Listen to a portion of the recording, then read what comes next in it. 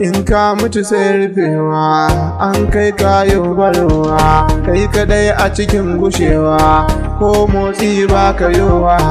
juyawa ba iyawa, iska ba ta shigowa, mubin ba ka iyawa, tashi ba ka iyawa, ko motsi ba ka iyawa, cikin kabari haka kai zamowa, aikin kai ke zakowa, khairi kai aikatawa, ko sharri shi ke zuwa ma. Wayo komai ka shuka gurin girbi ba mai canza ma, ranar wace iya ma, in ka ba Allah zai iya ma, ranar mutuwa tana nan, ayyukan da ka yau suna nan, za ka bar kowa a ranar, za ka bar komai a ranar,